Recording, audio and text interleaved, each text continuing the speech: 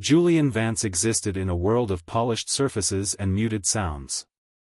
The marble floors of his penthouse were so vast and white they seemed to hold the cold of a permanent winter. The floor-to-ceiling windows framed a sprawling city that glittered with a million distant lives, each one a universe away from his own.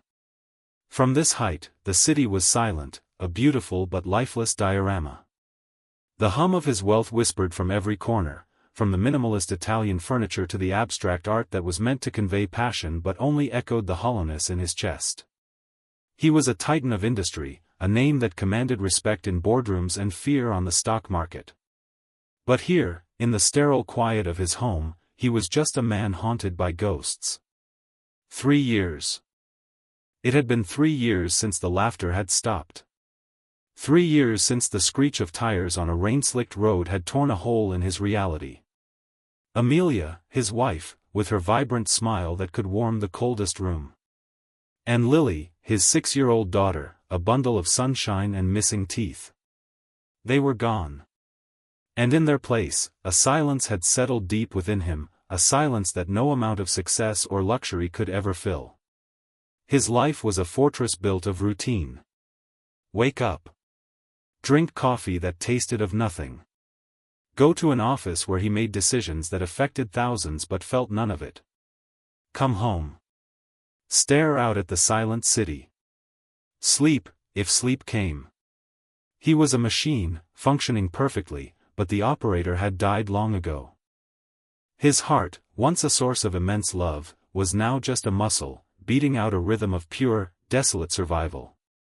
The warmth of Amelia's hand in his, the weight of Lily sleeping on his chest, these were memories so sharp they felt like physical wounds. He had learned to stop touching them, to encase them in ice, lest they make him bleed out. Miles away, in a part of the city Julian's limousine always bypassed, Ilara Martinez lived in a world defined by its textures and temperatures. The worn fabric of her coat, the perpetually cold linoleum of her small apartment kitchen, the hiss of the old radiator that fought a losing battle against the autumn chill. Her life was a constellation of worries, each one a tiny, sharp point of light in the darkness of her fatigue. The rent was due. Her son, Leo, needed new shoes. Her second job as a cleaner barely covered the grocery bill. Yet, Ilara moved through her world with a quiet dignity that was its own form of armor. She was weary, yes. Her hands were rough from dishwater and cleaning chemicals, and shadows often lived beneath her kind eyes. But when she looked at Leo, her 7-year-old son, the weariness melted away, replaced by a fierce, radiant love that was more real and more valuable than anything in Julian Vance's penthouse. Leo, with his bright, curious eyes and a laugh that sounded like hope, was her reason. He was her anchor and her sail. Her life was a dance of survival, but it was not without its own small, fierce joys. The smell of Leo's hair after his bath. The proud way he showed her a drawing from school. The shared warmth under a thin blanket as they read a storybook borrowed from the library. These were not luxuries. They were essentials. They were the fuel that kept the quiet strength in her soul burning. She asked for nothing and expected less, facing each day with a resilience forged in hardship. She believed in simple things, in kindness, in honesty, in the steadfast promise that as long as she had Leo, she was not poor. She was rich in the only way that mattered. The rain began as a whisper and grew into a percussive roar, lashing against the windows of the city's towers and turning the streets below into slick, black mirrors. For Julian, it was just background noise, another layer of gray in a gray world. He had dismissed his driver for the night, an impulsive act born of a suffocating need to just move. To feel the vibration of an engine under his own control. He drove aimlessly, the sleek luxury car a silent cocoon against the storm, until the engine sputtered, coughed, and died. A low, unfamiliar curse escaped his lips. He was in a neighborhood he didn't recognize. The streetlights cast a watery, orange glow on brick buildings and storefronts with hand-painted signs. It was a world away from the gleaming steel and glass of his district. He saw a small diner, its windows steamy and warm, a beacon of light in the downpour. The corner spoon, the sign read. Leaving his phone and wallet in the car, a foolish oversight born of his distracted state, he stepped out into the icy rain and hurried inside. The bell above the door chimed, a cheerful, jarring sound. The diner was small and filled with the scent of coffee and fried food.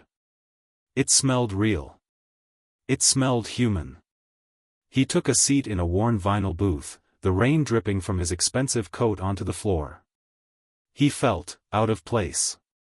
A relic from another world. Ilara was nearing the end of her shift. Her feet ached, and all she could think about was getting home to Leo, who was with their elderly neighbor, Mrs. Gable. She saw the man in the booth, his suit looking like it cost more than her rent for a year. But it wasn't his clothes that she noticed. It was his eyes. They were the color of a storm-tossed sea, and they held a sadness so profound it seemed to absorb all the light in the room. It was a loneliness she recognized, not from experience, but from a deep well of empathy she possessed. She took his order, just a black coffee and a grilled cheese, spoken in a low, tired voice. When she brought it to him, he was staring out the window, but he wasn't seeing the rain. He was seeing something far away, something lost. He ate slowly, mechanically, as if the food were an obligation rather than a comfort.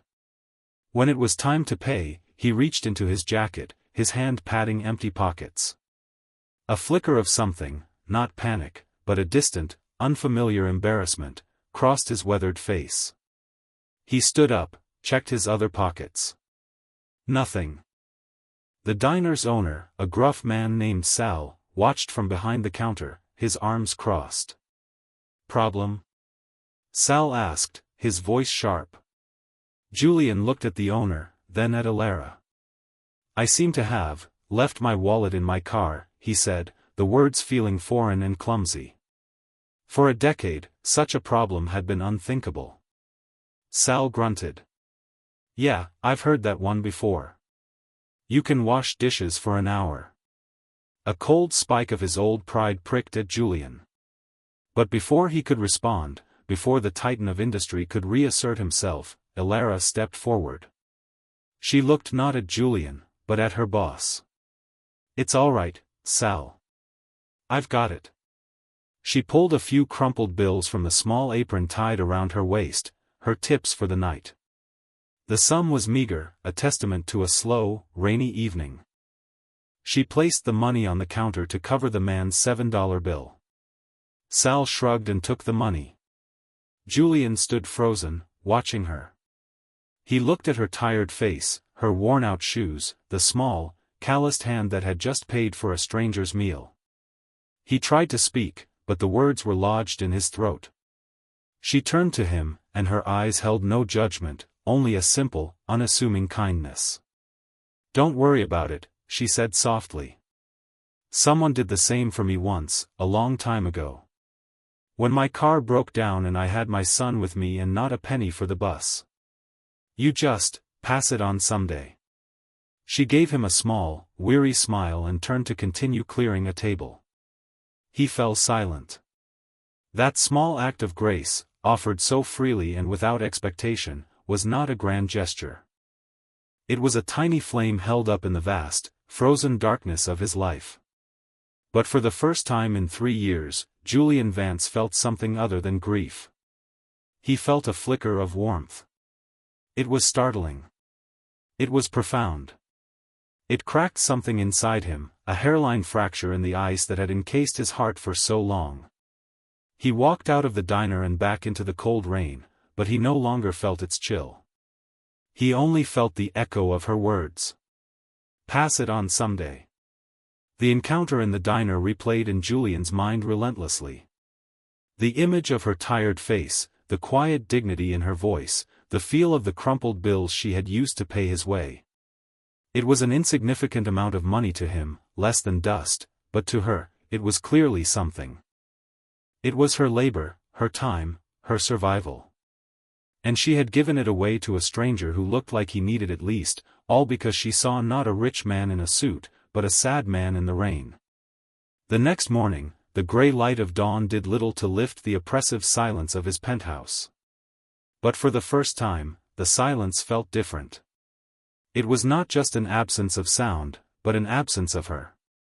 Of that small, human connection he had briefly touched. The hollowness in his chest was still there, but now it had a name.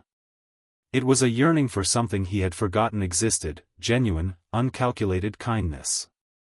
He called Arthur, the head of his personal security. Arthur was a former Secret Service agent, a man of unflappable competence and absolute discretion. "Arthur," Julian began, his voice unusually hesitant. "Last night, my car broke down on Elm Street. I went into a diner called the Corner Spoon. There was a waitress." He described her. He didn't know her name. He only knew the weariness in her eyes and the strength in her voice. "I need you to find out who she is," Julian instructed. "Be discreet. I don't want her alarmed.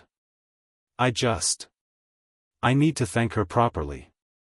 Arthur, who was used to requests involving corporate espionage and threat assessments, simply said, "Of course, Mr. Vance." He detected the shift in his employer's tone, the uncharacteristic emotion, but his face remained impassive. Within a day, Arthur had a file on his desk. Elara Martinez. A widow. One son, Leo, age 7. 2 jobs, waitress at the Corner Spoon and a night shift cleaner at a downtown office building. Lived in a small, 2-bedroom apartment in a rundown building. No criminal record. No outstanding debts, but bank statements showed she lived perpetually on the edge, paycheck to paycheck. The report was clinical, a collection of facts, but to Julian, it was the story of a life of immense struggle and resilience. He stared at her picture, a candid shot of her leaving the diner, her shoulders slumped with fatigue but her head held high. The file also noted that her landlord was notorious for hiking rents and threatening eviction for the slightest delay in payment. A cold anger stirred in Julian. The world was so quick to crush people like her, people who were the very best of it. He decided against sending a check or having an assistant deliver an envelope of cash. That felt cheap. It felt like his world invading hers, a transaction that would corrupt the purity of her act. He had to see her. He had to do this himself. He went back to the diner the next evening, during her shift. He wore a simple sweater and slacks, leaving the expensive watch and coat behind. He looked less like a billionaire and more like a man. When he walked in, the bell chimed again.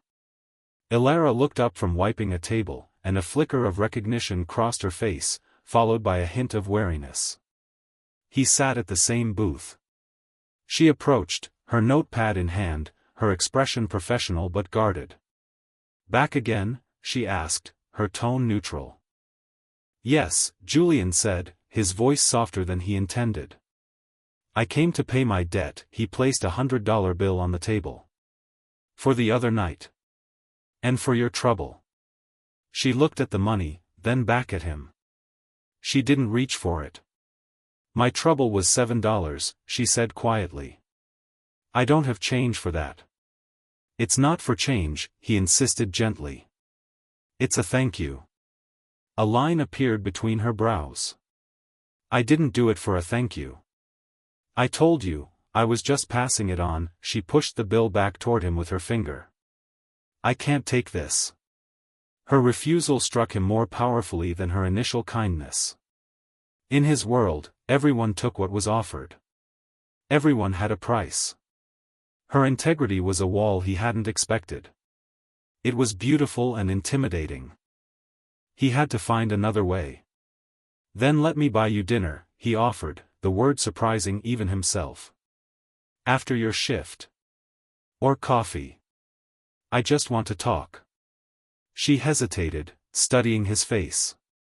The profound sadness was still there in his eyes, but now there was something else, too. A sincerity. A vulnerability. It was this that made her slowly nod. "Just coffee," she said. "And I'll pay for my own." Later that week, he returned to the diner. This time, he didn't enter.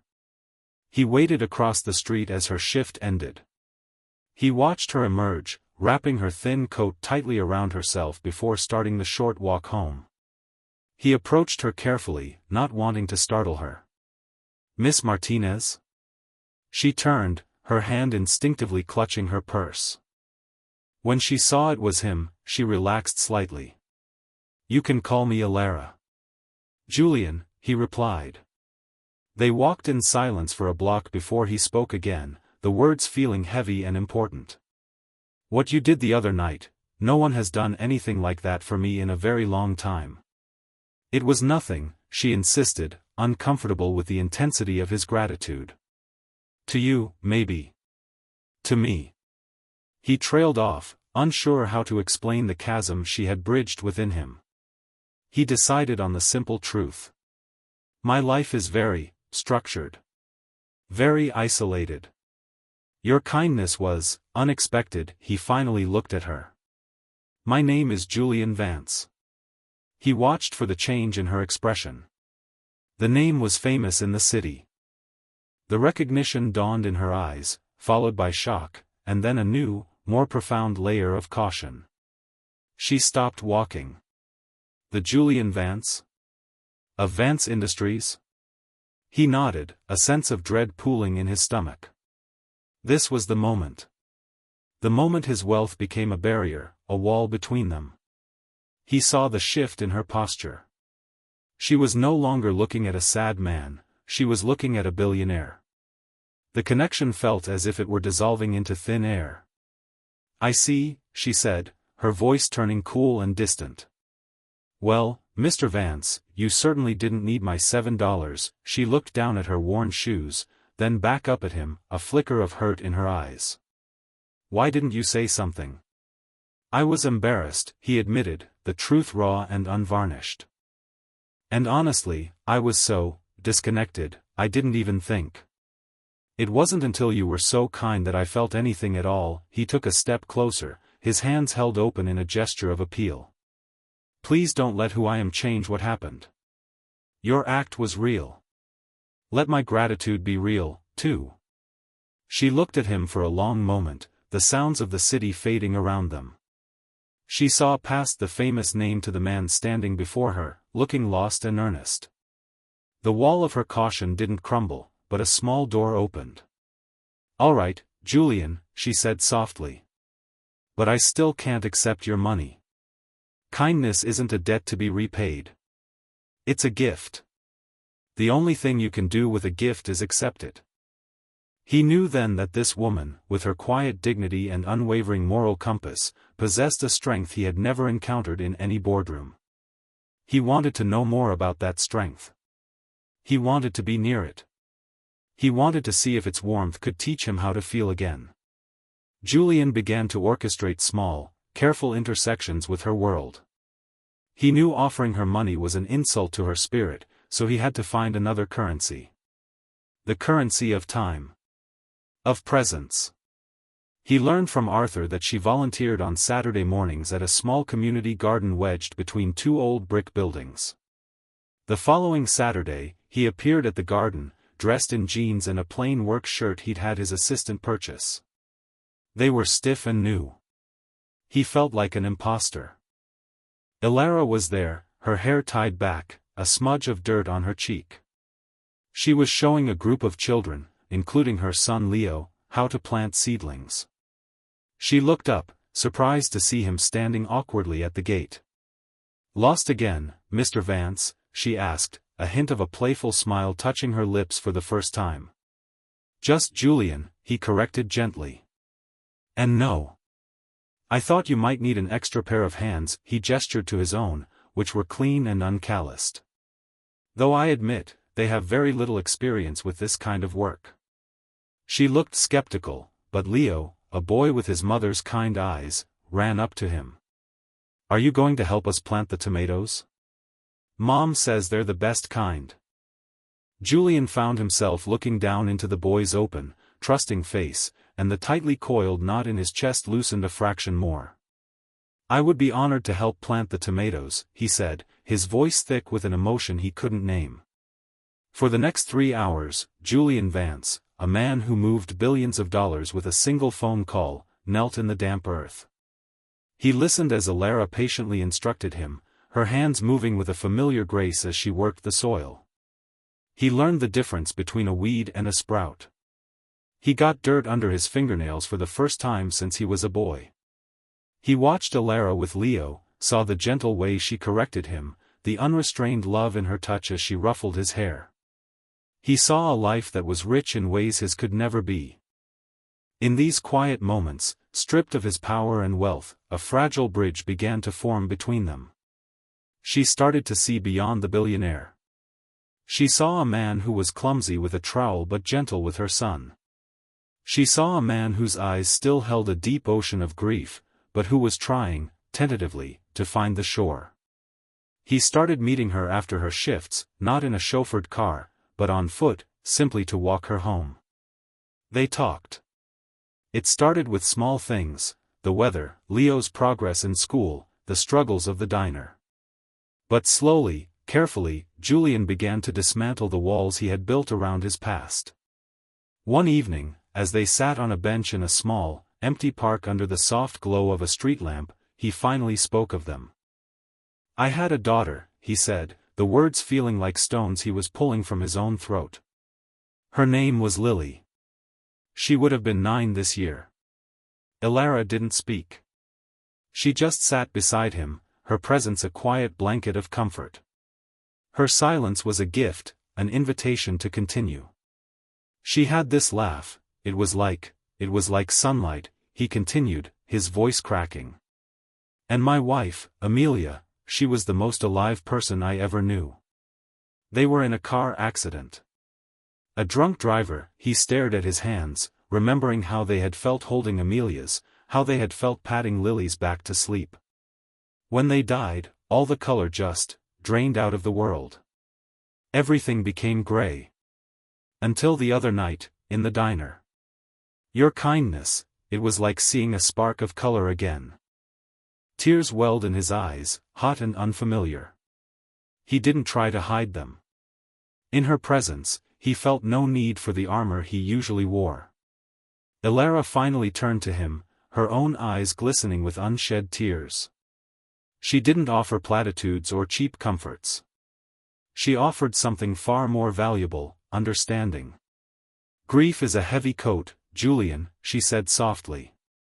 "You can't just take it off. You just learn, slowly, how to carry it." She spoke of her own loss, the husband she had loved, a construction worker who had died in an accident on site when Leo was just a baby. She spoke of the fear, the loneliness, the struggle to be both mother and father.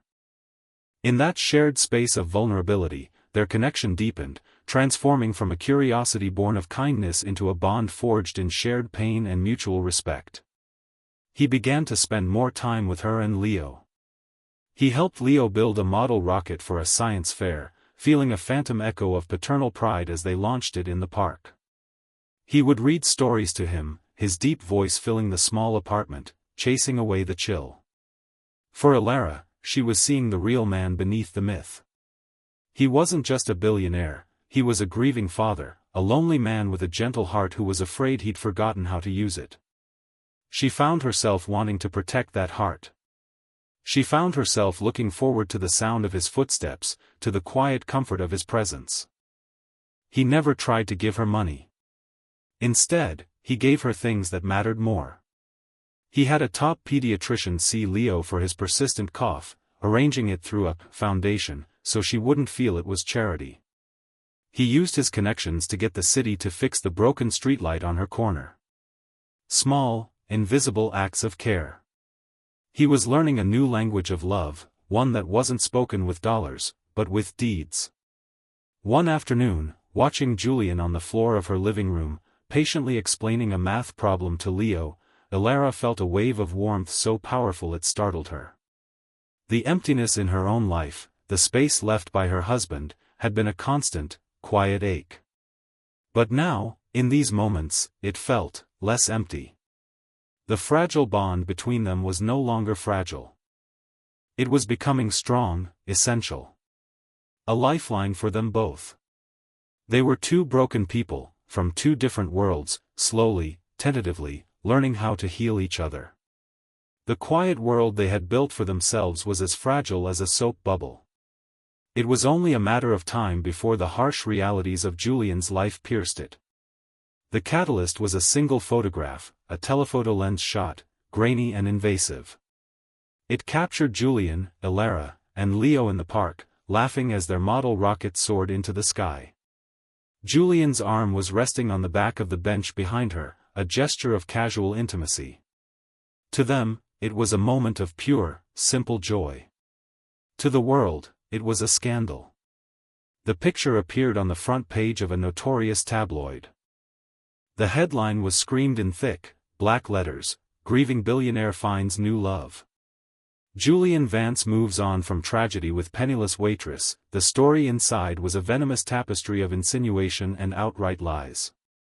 It painted Elara as a calculating gold digger, a cunning opportunist who had targeted the vulnerable billionaire. It mentioned her small apartment, her low-wage jobs, framing her poverty as evidence of her desperation and ambition. A disgruntled coworker from the diner was quoted anonymously, describing her as always looking for a way out. The storm broke with a brutal, unforgiving force. The morning the paper hit the stands, Elara woke to find a swarm of reporters and photographers camped outside her apartment building. They shouted questions at her when she tried to take Leo to school, their cameras flashing like weapons. "Are you in love with him? How much money has he given you? Are you trying to replace his dead wife?" The words were like stones, each one a painful blow to her dignity. She shielded Leo with her body, her face pale with shock and horror, and hurried back inside, her heart pounding with fear and humiliation. Her simple, quiet life had been shattered. Her name, which she had always carried with pride, was being dragged through the mud. The consequences were swift and cruel. Her landlord, seeing the media frenzy, served her with an eviction notice, citing a clause about causing a disturbance. Sal, the owner of the Corner Spoon, fired her. "I can't have this circus here, Elara," he said, not unkindly, but firmly. It's bad for business. In the space of a single day, she had lost her home and her job. Her world, already so precarious, was collapsing around her. Julian was in a board meeting when Arthur burst in, something he had never done before, and showed him the newspaper. A cold, furious rage seized Julian. It was a rage born of helplessness. He had wanted to protect her, to keep her in a safe bubble away from the corrosive influence of his life, but he had failed. He had brought this destruction to her door. He immediately dispatched a team of his best lawyers and a private security detail. They could handle the landlord, they could offer Sal a sum of money to rehire her, they could try to squash the story. He rushed to her apartment, pushing his way through the pack of journalists. He found her inside, sitting on her sofa in the darkened living room, holding a sleeping Leo in her arms. She looked smaller, broken. The light in her eyes was gone. "I'll fix this, Elara," he said, his voice raw with guilt. "I will sue them for every penny. I'll buy this building. I'll make it all go away." He was speaking the only language he knew, the language of power and money. But she flinched at his words. She looked up at him, and her eyes were filled with a pain that cut him deeper than any corporate betrayal. "Make it go away," she whispered, her voice trembling. "You can't. This is your world, Julian. This poison. This is what it does. It touches something clean and it makes it dirty." "That's not true," he pleaded. "We can fight this." "How?" she asked, a single tear tracing a path down her cheek. "My son was called names at school today. My neighbors are looking at me like I'm a criminal. They're saying I'm using you, that I'm trying to take the place of your wife." The words caught in her throat. "This is not a world I can live in. It's not a world I can raise my son in." A chasm was opening between them, right there in her living room. He saw it, but he didn't know how to stop it. Every solution he offered was rooted in his wealth, and his wealth was the very source of the problem. She gently laid the sleeping Leo down on the couch and stood up, wrapping her arms around herself. It was a gesture of self-preservation, a wall going up between them. "We can't see each other anymore, Julian," she said, the words quiet but final. "I can't. For Leo's sake. For my own." "Elara, please," he begged, taking a step toward her. "No," she said, her voice gaining a sliver of its old strength. "Please, just go. You've brought enough of your world into mine." She was gone. Not physically, but she had retreated back into herself, back to a place he couldn't reach. He had come into her life and, in trying to bring her warmth, had inadvertently set it on fire. He walked out of her apartment, the shouts of the reporters fading into a dull roar. The old emptiness came rushing back, but this time it was worse. It was a new kind of hollow, an arctic void where the memory of her warmth had been. He had found a spark of color in a gray world, only to watch it be extinguished by the very life he had built. He was alone again, more alone than ever before.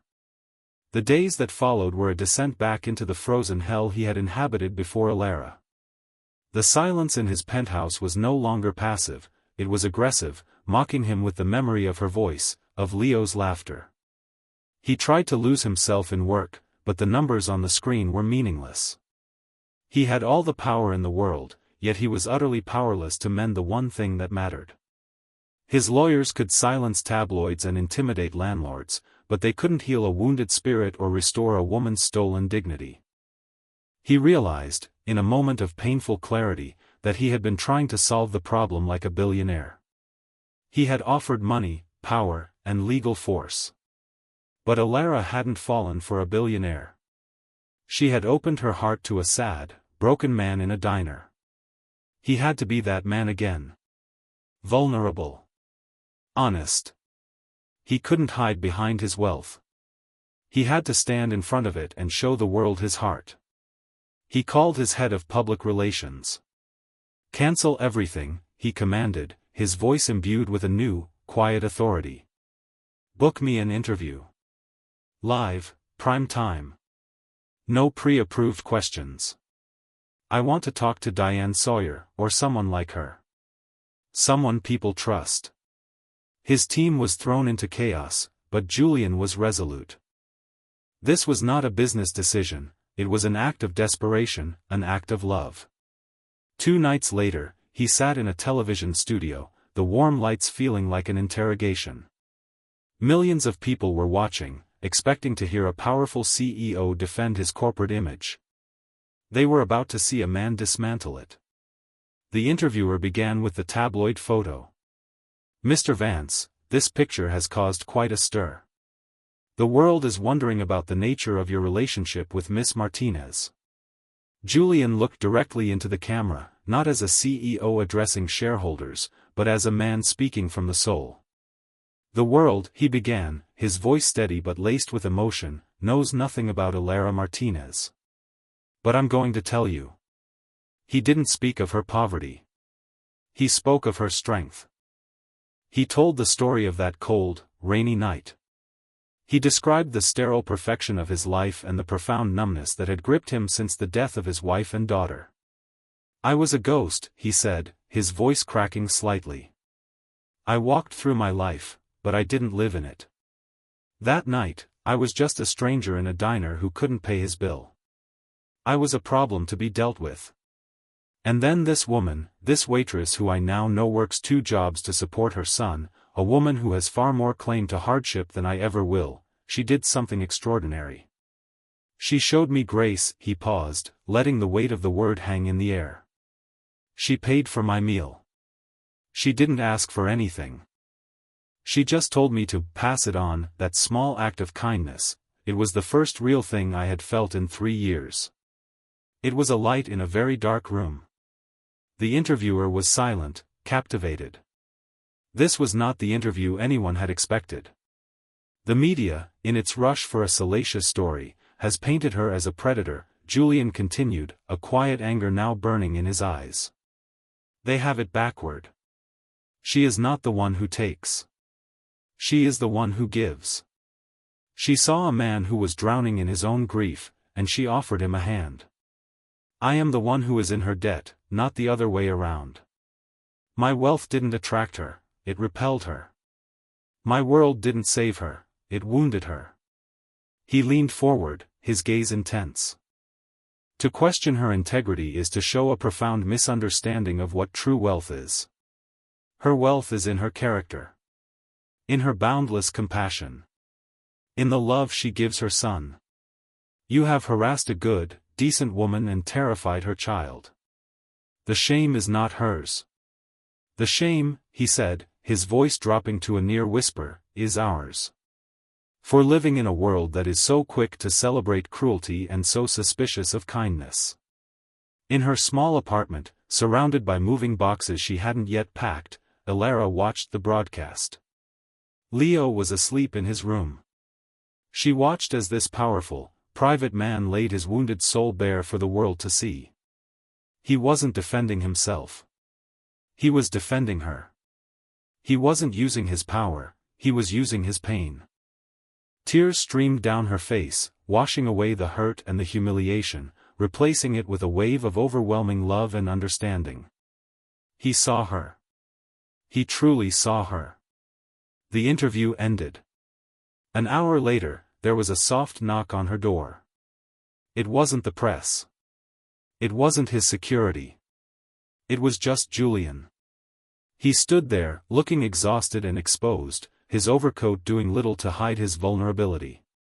Elara, he said, his voice thick. I know I have no right to ask for anything. But I am not the man I was before I met you.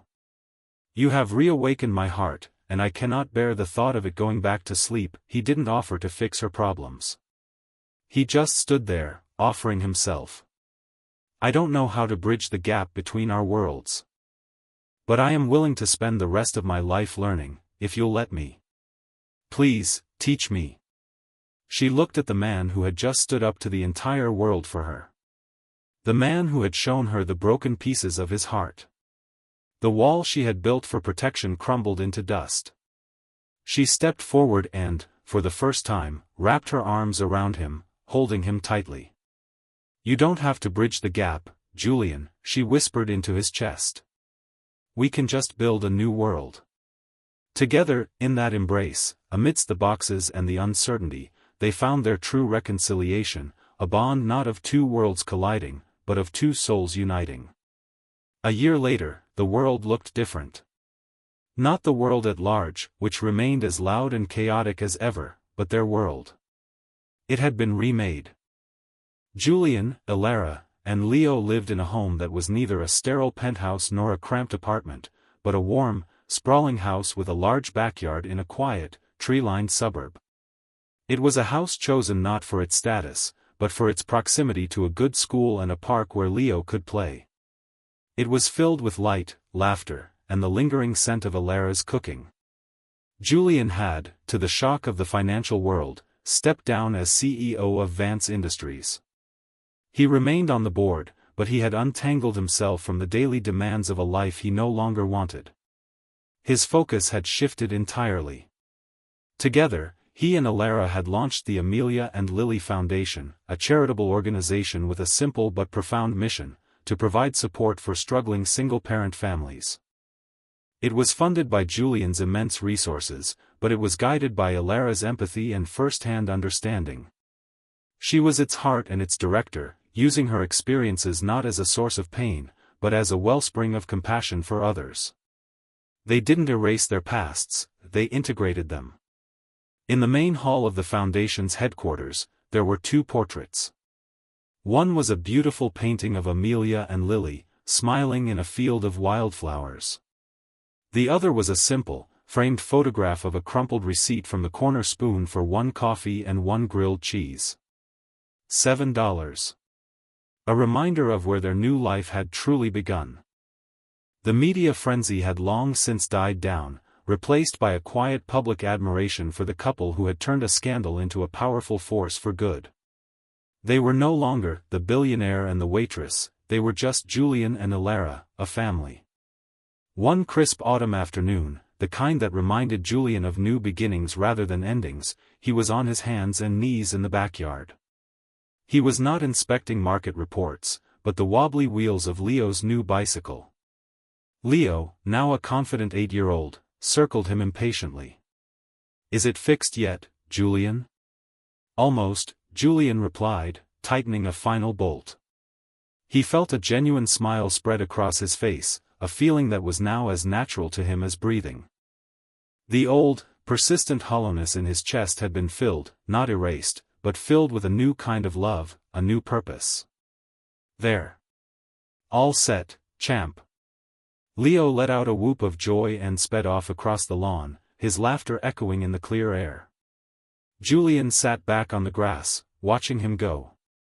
He felt a gentle hand on his shoulder. It was Alara. She sat down beside him, leaning her head against his. They didn't need to speak.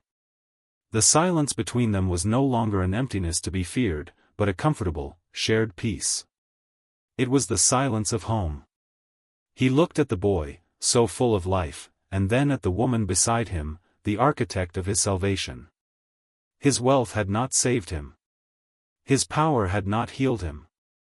It was a simple act of kindness from a woman who had next to nothing, and everything, to give. She had not only taught him how to live again, she had given him a life worth living. He took her hand, his fingers lacing through hers, and felt the familiar warmth spread through him, a quiet and steady flame against the encroaching cold of the world. He was finally, completely, home.